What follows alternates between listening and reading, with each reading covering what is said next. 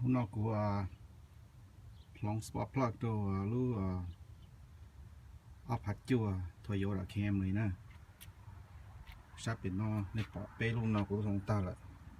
bé luôn nào long chỉ nhổ nó ta chỉ bé luôn đã nó nè luôn nọ thì on luôn đã nó một cái tư lấy ta là cho luôn nọ bé luôn này bé luôn nhổ chắp lại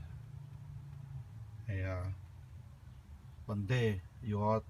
một giọt con nó mà anh ấy nó cái tàu lê đã Viper arm cover Viper arm cover kia trong đi nó đấy Viper arm cover kia trong đi nó lấy ra cho nó tại chỉ tại nó rất đại here's the Viper mount bracket nè đây là nó tự ta thì nó là nó tự ta mà nên theo hệ lái ở lu intake manifold nè lu intake manifold giờ lu đã đơn nó này là intake manifold thì nó dùng lên nó nè intake manifold thì nó dùng lên nó lại đông thông nó tập lờ lò thì tập cái này đây tôi cái intake manifold nó mà nó lon to tan to lu air filter assembly and the whole thing came off đó nên là lu intake manifold này thì ta sẽ nó tao nên lấy ta lên nó là mà nên thêm một giờ rồi cho spot plot nên thêm một đợt tôi cho spot plot như đã cá nó cũng chỉ bỏ tiền lu Camry rồi trả ta sẽ lu này giờ lu áp hạt chua nè Camry áp hạt chua long pe lu spot plot đã cá sẽ chỉ long bồng gầu lấy chua lấy tiền mất trả nên nó rebuild cho gì nhua cái kia nữa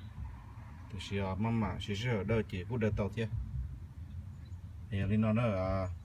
thầu đã ăn đua chỉ đua cho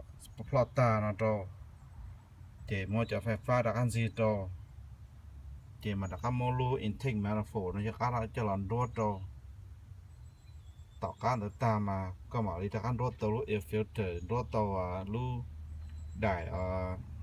wiper arm mount bracket nữa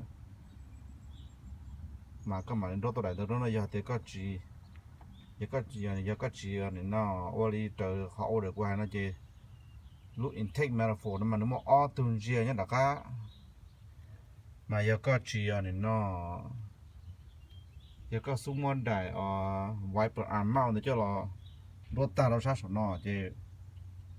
có chỉ chỉ để cho tôi luôn đã rồi thì đến đấy có thể chủ tô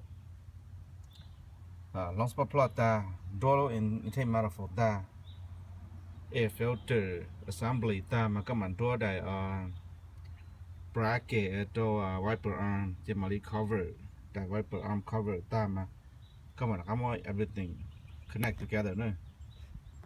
thì cũng là thay mê cho nó sửa nên nó sẽ lần từ hoàn thiện to cho là xí nó là khu bắt tàu thế nào hiện thì tàu nó là it's okay tin đó nè